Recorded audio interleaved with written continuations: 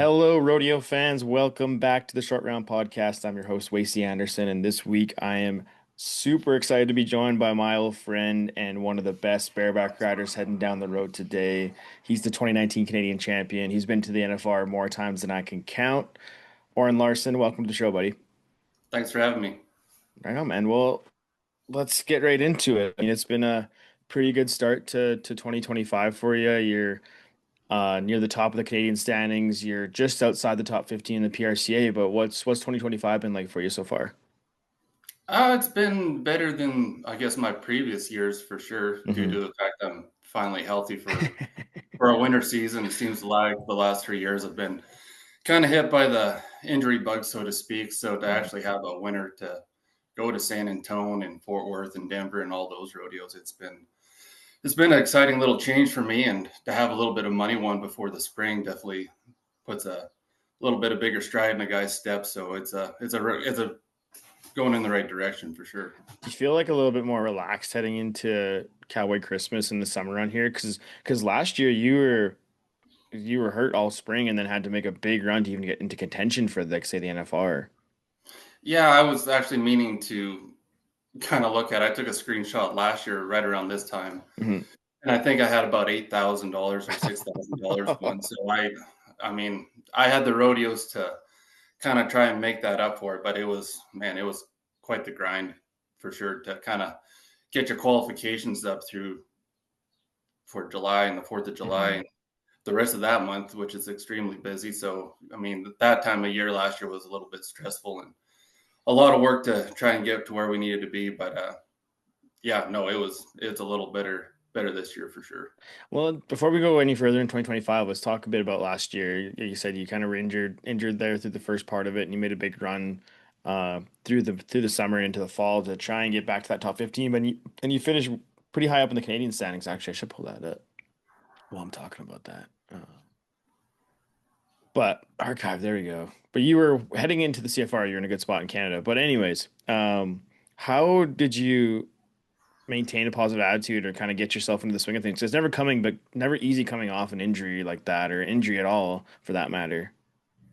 Yeah, I think I had to really take it one horse at a time, one rodeo at a time. And I mean, obviously, I expected better out of myself as the result, as we all kind of wish, as every competitor kind of wishes for. But I think just knowing, just taking it one step at a time and having your support group clear, close by, especially my family and everyone always had my back and always had faith in me to push forward and kind of get to where I was trying to get to be. But yeah, it was pretty touch and go there for a Mhm. long time there, and a lot of unknowns, and it was quite the roller coaster for sure. But I think just having a good support group was crucial for what I had to do last year. Well, then how heavily do you lean on your experience now? Because I guess at this point of your career, you're one of the wily old vets going down the road. So I mean, you've seen it all at this point. So how pivotal is that in your pursuit for the top 15 or top in Canada, whatever it may be?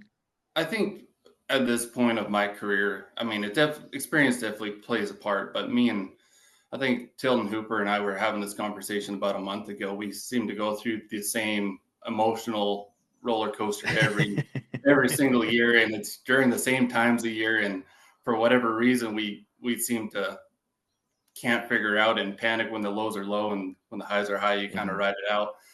But that being said, experience does play a part in it because I mean I had a decent winter, and then this whole spring was pretty horrible for me with the exception within the past few weeks or so. Mhm. Mhm. And that was just, not drawing good and then continuously drawing bad. And then, as soon as you continuously draw bad, you ride bad. And then you draw something good and then you ride bad at that one. So it's been, that whole kind of snowball effect, so to speak, I guess. So, I mean, and the experience part of that comes with knowing that it's going to change and knowing Mhm. that it's going to turn around and having the faith that there is someone planning a better road for you for this year. And I do truly believe that. And I think experience definitely plays a huge part in that for me.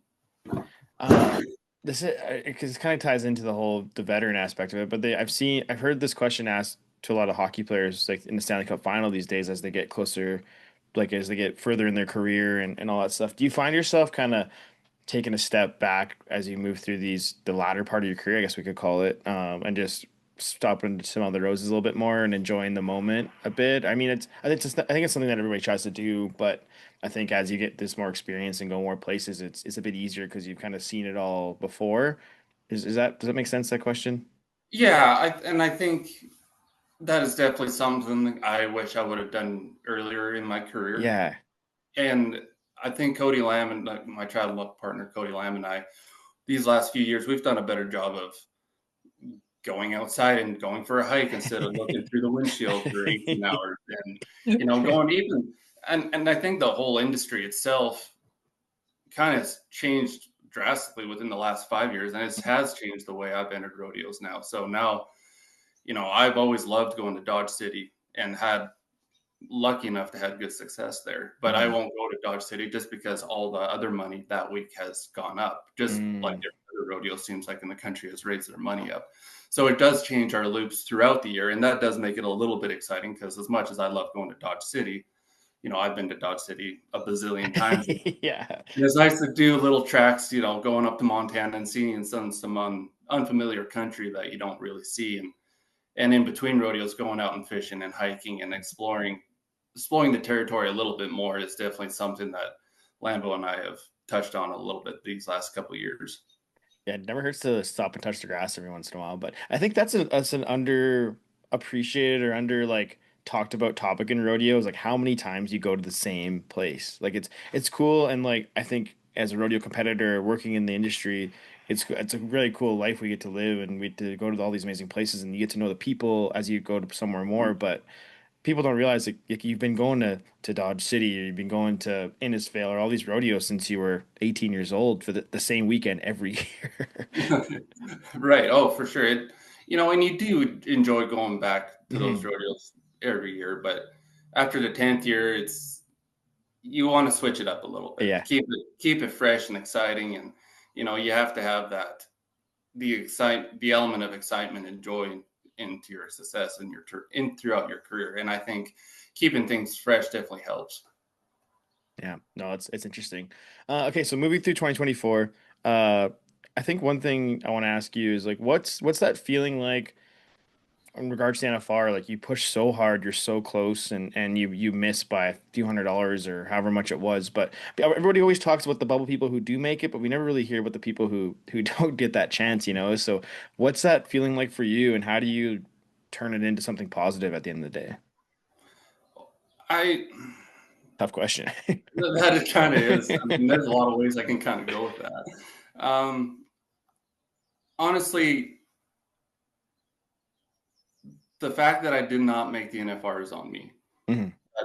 That's I expected, like I said earlier, I expected more out of myself.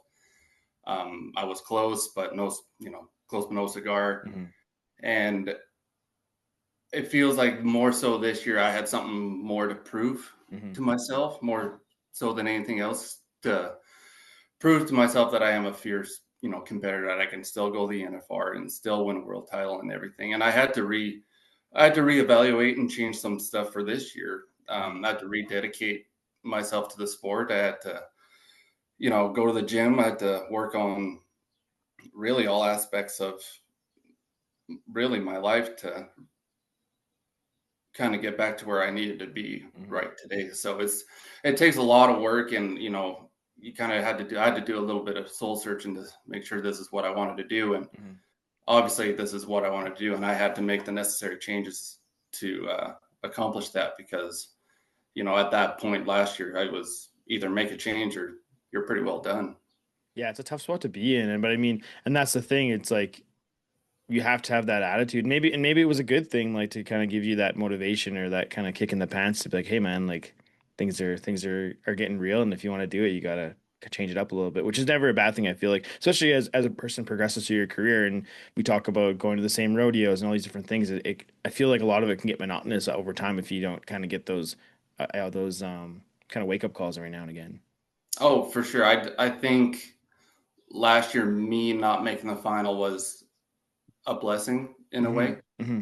And I think obviously I think there's a reason for that. And I think that is for me to have the chance to almost a second chance of, redeeming myself in a sense. And I think hopefully we're on the right track for that. Hey man, you're off to a great start for this year. Okay, before we move back into 2025 and some other stuff, I want to kind of go through the rest of 2024. So you qualified for the CFR. I know it didn't go the way that you hoped it would, but what was it like being back in Edmonton, in that building, just the whole atmosphere of the CFR for the 50th year? Honestly, the only thing I really didn't like the CFR was my performance. And other than that, it was such a great rodeo. I Fair honestly, enough. I was talking to Dave Paulson about this the other day, about the CFR, and the CFR didn't feel like a rodeo. It felt like a show, and it felt like a real show. It was a really cool building. Thought the whole production was an A plus, and yeah, it was heads and tails better than any Canadian finals I've been to, and that's Mhm. not knocking any other venues at all. But the CPRA really outdid themselves. Yeah, it's yeah, like I say, it's not like a knock against anything. It's just part of the growth of the sport. But when you have the ability to be in a city like Edmonton, in a building like Rogers, it just elevates the whole game. It's kind of like I was talking about this yesterday with somebody. It just elevates the feel of it. Kind of gives it that Vegas feel almost. You're in a big city center. You're in a cool venue. Everybody's kind of congregated around the building and the event. It just had a whole completely different feel in 2024. For sure. It had the nightlife, it had the lights, it had the electricity, and it had that almost Vegas feel. You knew there was a finals or there was a crown jewel of something happening in Yeah, town yeah, it was for cool. sure. So you mentioned Cody Lamb, and we'd be remiss if we don't talk about his performance at the CFR last year. You guys have been friends for a long time, been traveling together for a long time. What was it like to see someone who's so close to you, and I'm sure meant so much to your career, have that success and kind of slay the dragon, if you will? Because that was a big moment for him in his career. For sure. I mean, Cody, there is no one who deserved that Canadian title more than Lambeau did, Hmm. and not just that, he whipped everybody's ass. I Yeah, mean, he I mean, he had a fantastic week. I mean, he came. I mean, Cody almost didn't make the CFR. yeah, yeah. Like him and I talked about this yesterday or the day before. Like he had to struggle that last week to get in, Hmm. and he during that part of the year he went off and did his own, and I did mine, and luckily it worked out for him to make it in. And then when he came to the CFR, he was a totally different bareback rider. Hmm. Like when I saw Cody, he showed up to take care of business, and he was a force to be reckoned with. He had a like I said, he had a fantastic week. It was the first time he was 90. It was the first time got on Virgil. He won a Canadian title. I mean, anytime you can see your pals do good like that, it's special. But to see Lambeau get that done, man, I think I was more tickled for him than he was. Well, that's got to like tie into the motivation for both of you heading into 2025. It's like, okay, man, like you've proved yourself that you can do this and compete at this high level. And then it's kind of like, hey, let's go chase after it again in 2025. Because Cody got really vulnerable with us in that sense. It's like he had a lot of these chances to deliver and execute in a big moment, but he hadn't up until that point. And it's got to be such a big like monkey off his back and give him some more confidence heading into 2025. Oh, for sure. And it's Cody. Cody was always capable. Hmm. Like he was always Yeah, yeah. he always had the talent for it. He was bit with the injury bug horribly. Hmm. And I mean, everyone including myself knew he can do it. So to see him come on top and finally have his chance to do it was, it was something to be seen. So what was going through your mind as you watched him smash Virgil for 92 and a quarter, or what was like that was I feel like that just blew the roof off Rogers that night. Yeah, no, it was kind of one of them. Yeah, yeah, it was kind of one of them. I remember he texted me the night before of the draw, and we're kind of discussing what to do, and I knew that was the perfect horse for Hmm. Cody. Big strong guy, big strong. Yeah. That was that was the Clash of Titans for sure. So I knew when Cody had the draw, I knew it was. I didn't know it was game over, but I knew there was going to be something special Yeah. for sure. Yeah. And yeah, I remember him texting me like, "What delivery should I put him out?" It's like, man, I think I think he hasn't been out of a right. I maybe would ask Tyson if maybe that'd be an option. And he had a outstanding trip. And when Cody got off and he let out that big scream, I think I let out a bigger one. That was something that those are one of those moments you'll always remember in your career. Like you will never forget something like that, even if it wasn't from yourself. Yeah. Well, that just shows like ties into the camaraderie and like the brotherhood that there is in rodeo, which I feel we like you get it in some team sports, but it's just like you don't ever see somebody you're competing against or guys competing against each other cheer louder for themselves or whoever than they do for their close buddies. It's kind of neat. Yeah, it is. And I think that goes more so, maybe I'm a little biased, but I think that goes for more so for the bareback riders.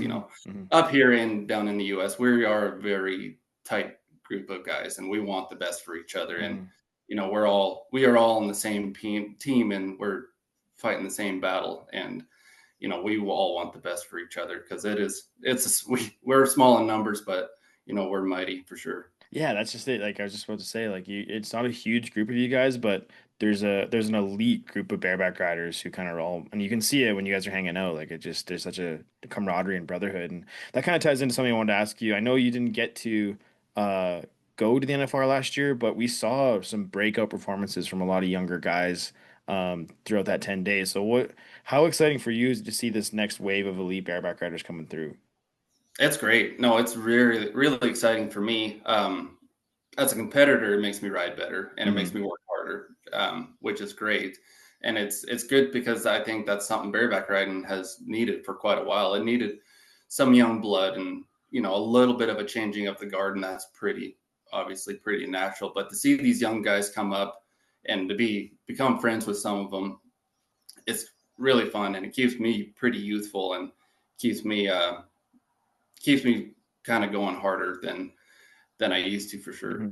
Well, kind of like it speaks to that motivation. It's like, man, if you don't buckle up and get your act together, these young guys are gonna come and swoop in and take the spots from you.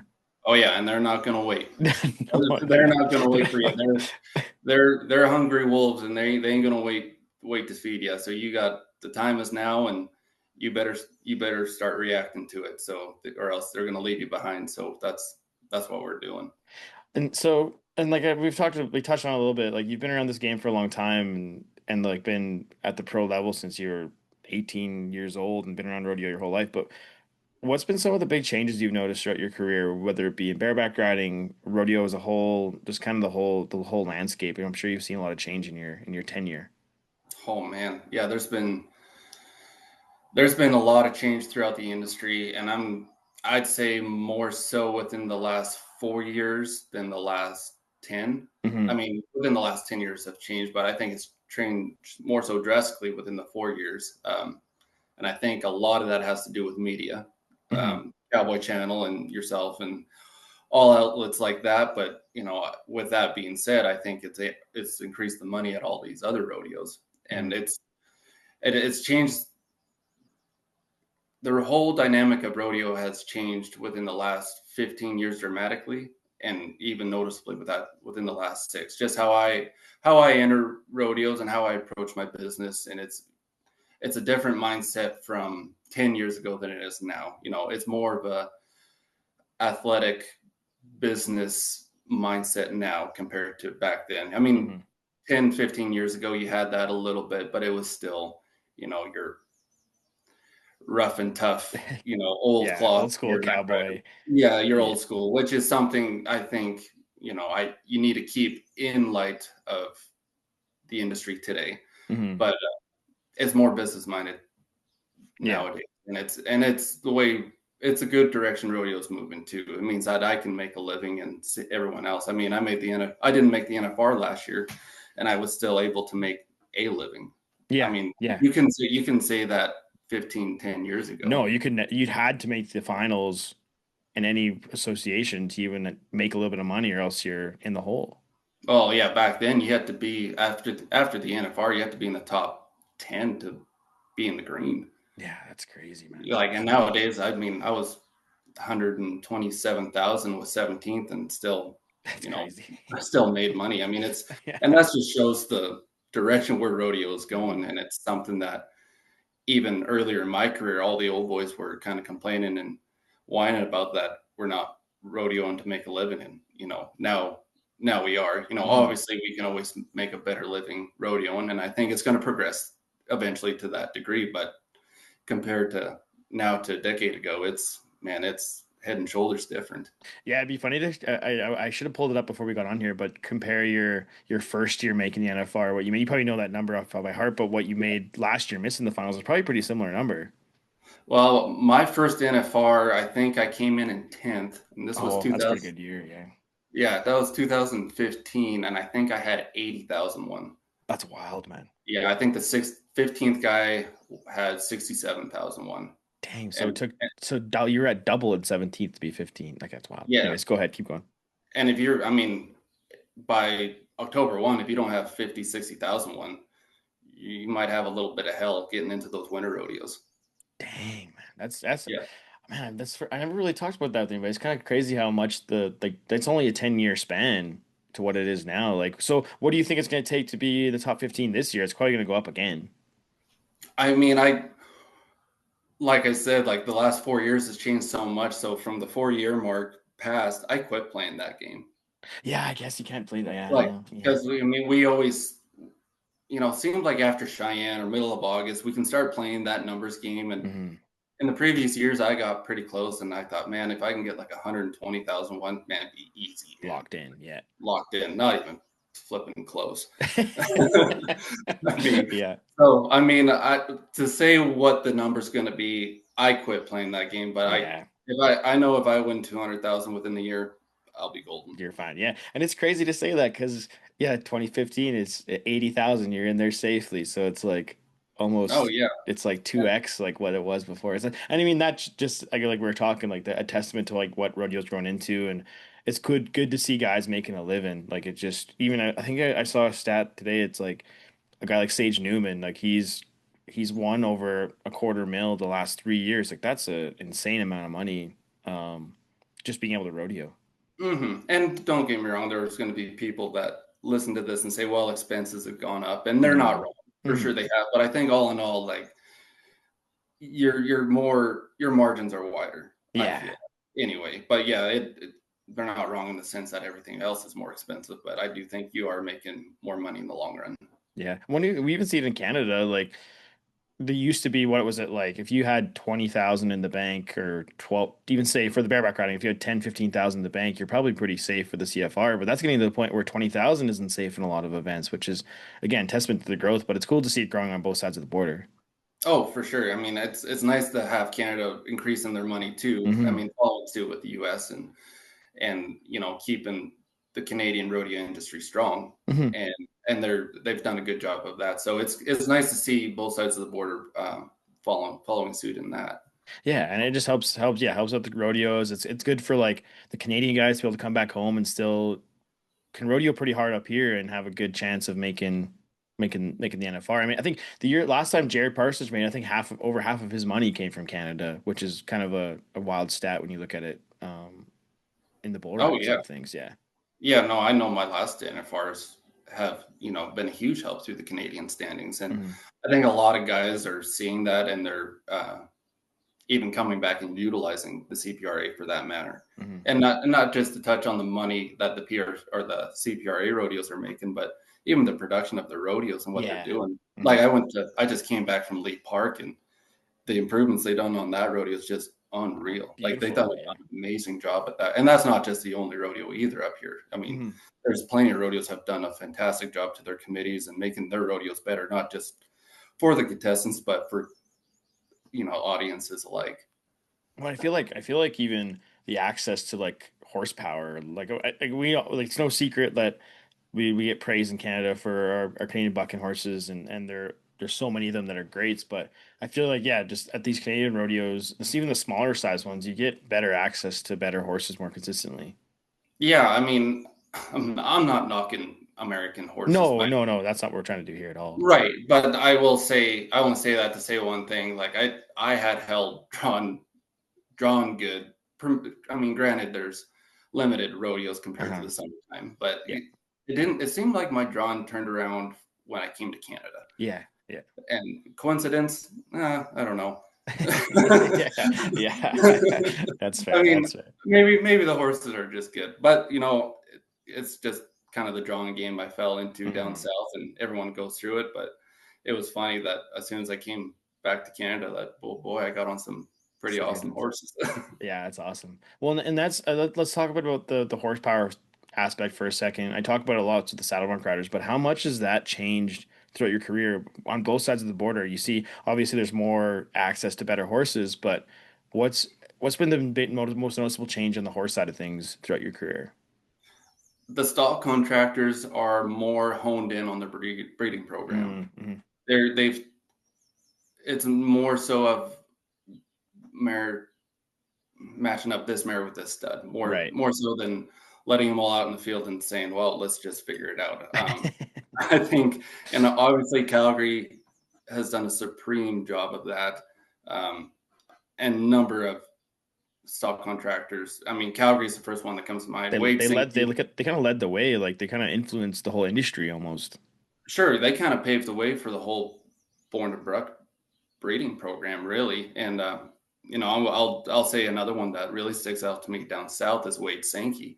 Okay. I mean, he really focused onto the genetics Hmm. program of his stock contracting firm, and now you don't turn out of a Sankey rodeo. Not that you did before, but he's just taken his company to a whole nother level. Right. And Yeah. I think that's the big part of that is, you know, the breeding program and the futurities that are coming along, and it's given stock contractors maybe a little more incentive to raise better stock with Hmm. these better rodeos going on. So I think their breeding program has gone out out of the water, really.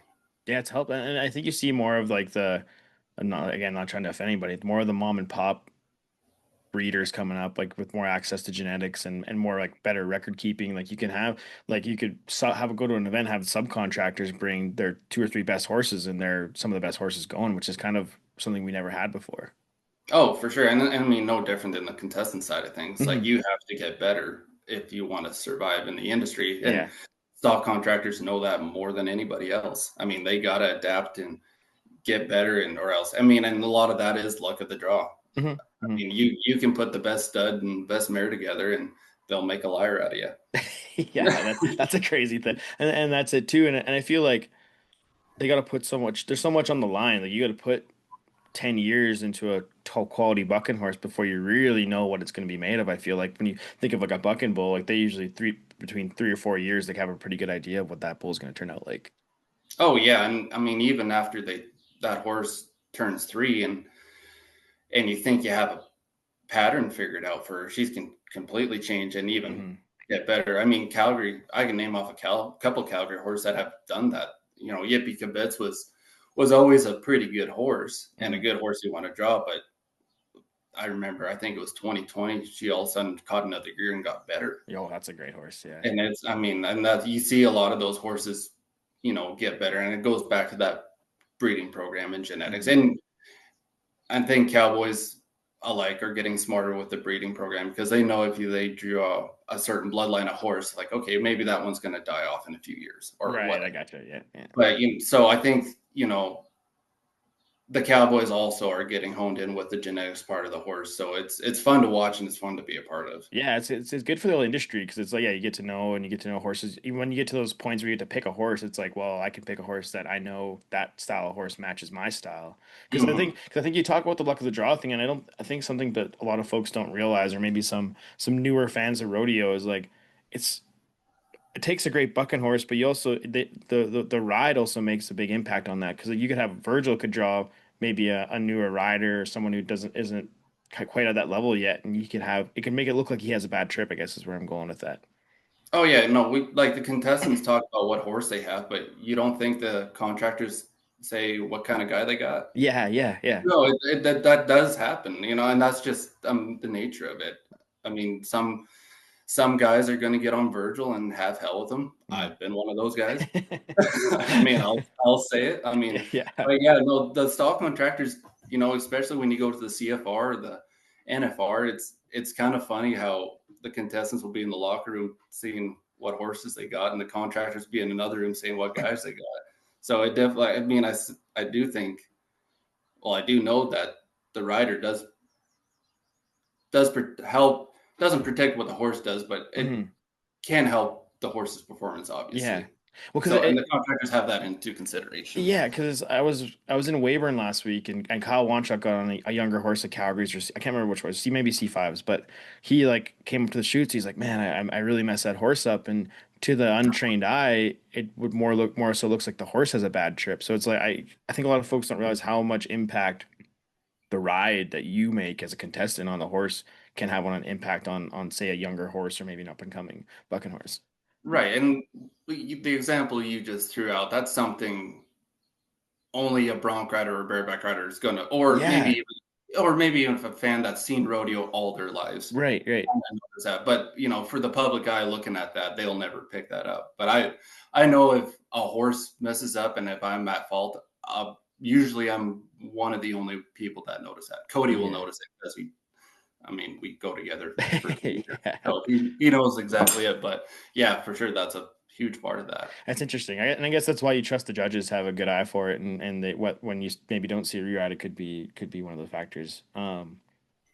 That's cool, man. So talking about horsepower. Is there a horse that you'd like another crack at this year? I know that you say there's been some horses that give you more troubles than most, but I think that's the same for everybody. But I think I even think back to when you got on Disco Party in Pinoca last year in the four-man, like you were a hair away from winning the rodeo, but just maybe a little misstep. A little misstep was at the first jump, and I spurred over his neck, and this party told me to get off right here, and I said yes, sir. Yeah. So yeah, no, and actually, I had a chance to get on that horse at Calgary in the four-man, and I almost took him just to get Mhm. some Payback. redemption, but I thought the better horse was Agent Links at the time. But I've thought of Disco Party since that day, and that was one of those instances that I was trying too hard, too much, too fast, and threw one over the neck, and it was all my fault, and Hmm. I was the reason why it came down. But boy, I would love another crack at That's a Disco. cool I'd love horse. another crack at Disco and the big gray monster before he Yeah. retires. Yeah, it'd be cool. And it's gotta be one of those things too, like during that four man, like hard not to get jacked up and fired up. Because I think Weston was the first man out and smashed out a 90. So I mean, you're like, okay, I gotta go 90 or nothing on this bad boy. Yeah, exactly. And I mean, the four man at Pinoca's pretty dang even, but if you have agent links drawn, if you're not the guy that has the agent links drawn, you better do something pretty dang special. Yeah, yeah. I was trying to do something special plus some, and yeah, damn sure it cost me.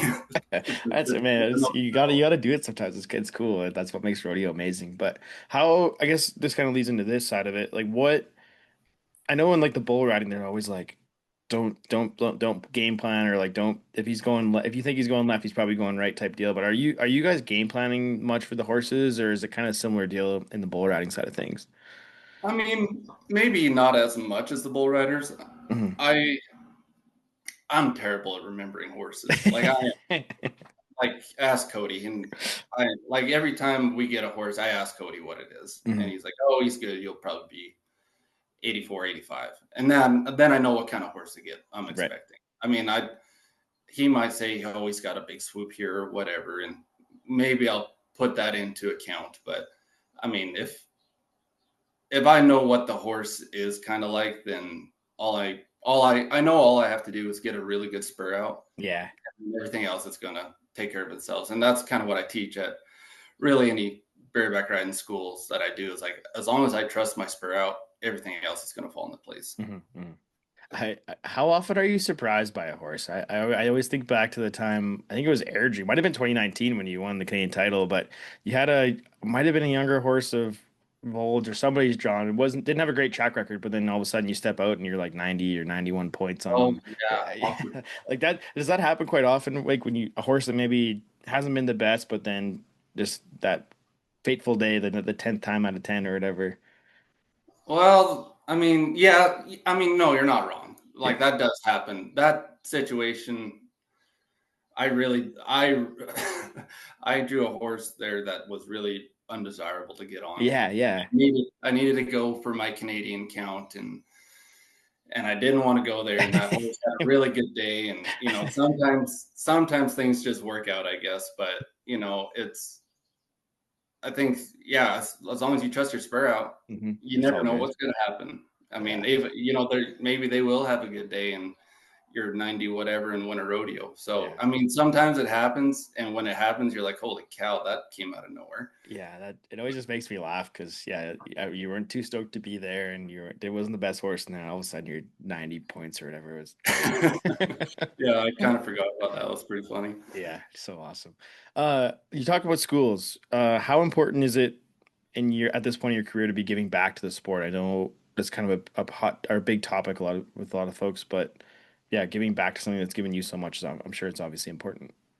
Yeah, I mean, I don't put on schools of my own, but anytime anyone asks to put on or help with the school, I'm usually all in if I can Hmm. make it fit.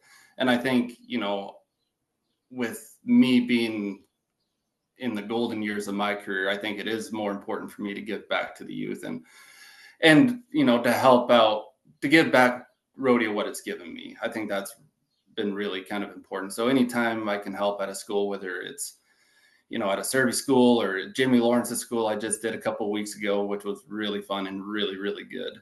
And it's been really important for me these last handful of years than more so before. Not that it wasn't important more so, but No.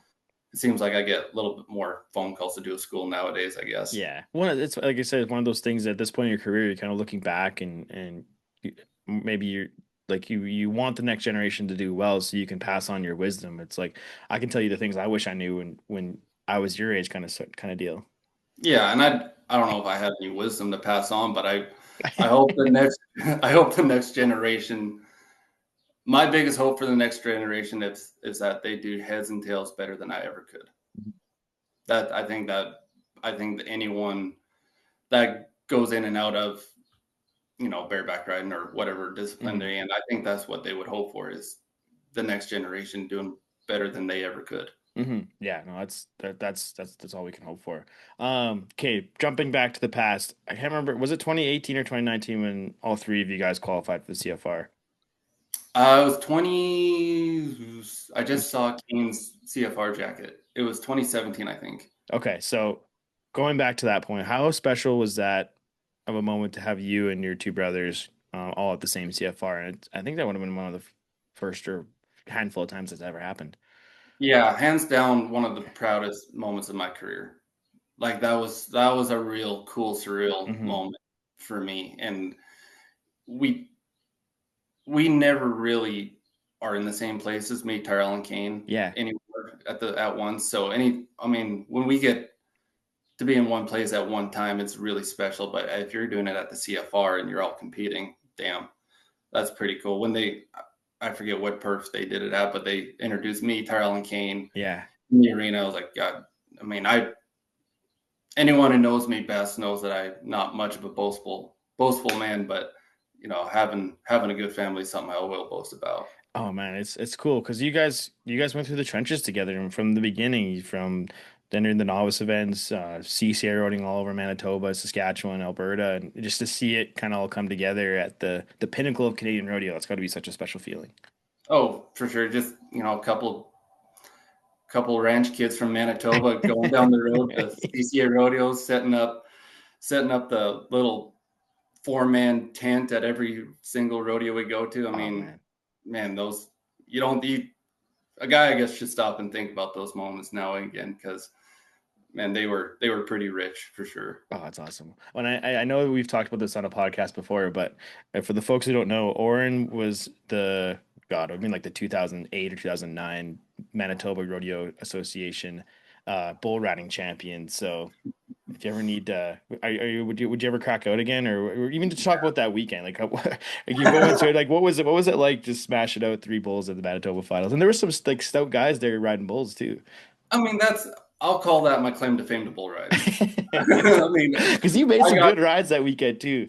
I mean, I forget how many hit it was back then. I think it was 3 or 4 or something like that. And I remember, yeah, there was a stacked group of bull riders back then. We had Tanner Byrne, and Yeah, that's right. I Yeah. mean, I mean, that was I whipped Tanner Burns' ass in Manitoba finals. Yeah. Like, I'll take that. Oh man, I mean, when you're a kid, you had no clue what was going on. You're just, it's rodeoing. I still think about that. Go being back in those that don't really care what's going on, don't know what's going on. You just know you have to keep your hands shut, and something was going to happen if you did. So, Oh yeah. it's I kind of forgot about the Manitoba finals, to be honest. That's awesome. Yeah, I always think about it just because it's funny because I'm sure so many people who are fans of you or who got to know you over the last few years, they don't know that O-Dog can smash out a bull if he needs to. I was a bull getter owner more than a bull rider for sure. Hey man, your Manitoba champion title says otherwise, so No, I honestly miss the bronc riding more than the bull riding. really, hey? Yeah, no, I still have my bronc saddle, but I thought about cracking back out in the bronc riding, and then then those kids named Dawson Hay and Zeke Thurston came along, and apparently they got really good. So I think Yeah.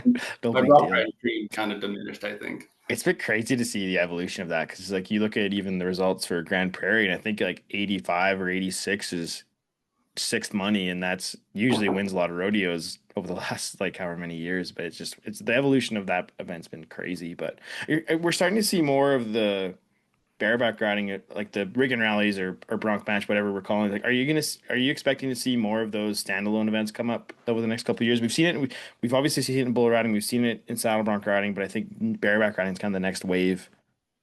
Yeah, I think so, and I'm hoping for more for sure. Yeah. And I think they're really fun events. The one that just happened in Derby uh, sounded like a really great event that they just had.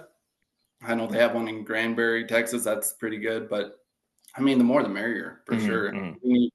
We need more bareback riders. Like, our numbers are down, so there's plenty of room on this ship. So the more events we can have, the more guys we can have. I mean, I think that's going to help elevate the sport on its own. And I know there's a few events up in Canada that they're trying to get going, which I definitely think will help with the Canadian bareback riding issue for sure. Hmm. So Hmm. I'm hopeful for sure, and I'm hoping to see more events come throughout the years.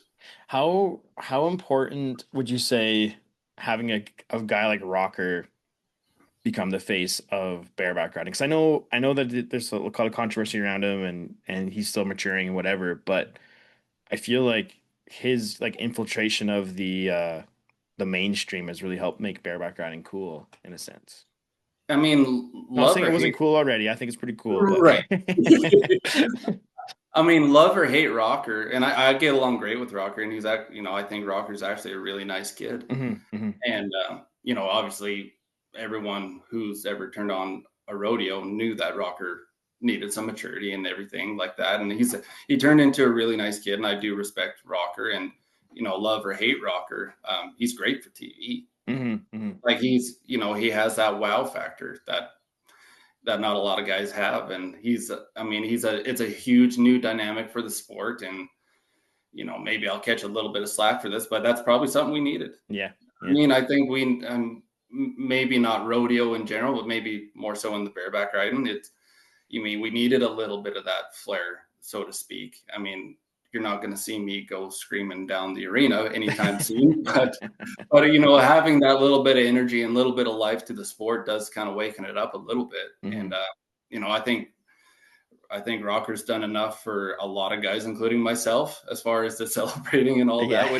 that. That's all him, and that's who he is, and that's great. And that's a part of him, and that's Hmm. Hmm. that's awesome. And I think him doing that really woken up that little flair of bareback riding. Yeah. Well, I think I see it almost having like the JB effect, where he's that badass cowboy, and a lot of like young bull riders are influenced by him, and I feel like having that character, I guess you could call it, kind of leading the way for a specific event can have such a big impact on it. I wouldn't be surprised if we see a huge influx of new bareback riders down the line just because they want to be like Rocker. Oh, and you see it already for Yeah. sure. Yeah. You see young kids coming in with long hair and stuff like that. Like that. You just kind of laugh a little bit, like, "Oh God, you've been watching Rocker, haven't you?" Yeah. Oh, that's But wild. if he's bringing bareback riders in, why are we bitching? Yeah, that's just it, right? If he's a positive impact on the sport, like let him rock, I guess you could say, for lack of a better term. Yeah, no pun intended. Yeah. Yeah, no, it's good. It's good stuff, man. And yeah, he's electric and he gets the job done and it's fun to watch. Okay. Before I let you go here, buddy, moving into 2025, you're off to a great start. Obviously you're feeling good, you're healthy. Is there some maybe spots on your rodeo bucket list that maybe you haven't won yet or some places you haven't been? I know you kind of talked about that earlier, but looking ahead to 2025, like what are some of the goals and maybe buckles you like to strap to your old belt, aside from the obvious gold buckle at the end of the year? Right. That's, I guess, the one I was really going to jump to. I got you. I know you. I don't know. I think my goal is, honestly, my goal is to put 24, 25 point spur rides on every horse that crawls underneath me, and whatever buckles get strapped to me after that, then, it is what it is. But as far as individual rodeos, I'd like to win. I mean, obviously, you want to win your Pendletons and Cheyennes, and Mhm. obviously, I'd love to win Calgary. Yeah, yeah. Like that'd be one that's kind of You've been been in the my mix so many times, man. it's kind of been my little bit of my arch nemesis in a bit of a way. I love going to that rodeo, but damn, it's hard to win. But yeah, no, that's obviously one I'd like to win. But I'm just going to take it one horse at a time, and keep it as simplistic as I can. So I'm not focused on the result. I'm just focused on what my process is. Awesome, man. Well, okay. One last thing before I let you go. It's Father's Day this weekend. Kind of a quick hitter. I want to know what's the best advice old Kev ever gave you. Old Chick, what did Chick give me for advice? He gave me he has given me good advice. I think the one I think about is there's nothing better than a humble champion. And I try to, I don't know if I've done a good job of that, but I've tried to really strive to live in humility and grace and be humble in every day and in all my walk of life. So I think that's been a huge proponent of my success. Well, and as someone who's known you for a long time, I don't know how much my opinion matters to those people out there, but I can definitely attest to you being a humble champion, man. It's been fun to watch your career and see where you've went to, and I'm sure there's a lot more success on the horizon. I'm banking on it. I appreciate it. And yeah, we're just going to keep rolling. I'm pretty excited about it. Right on, buddy. Okay, well, I'll let you roll, and thanks for doing this, and we'll see you down the road this summer, my man. You bet, man. Good talking to you. All right. Okay, this has been episode 37 of the short round. We'll be back next time.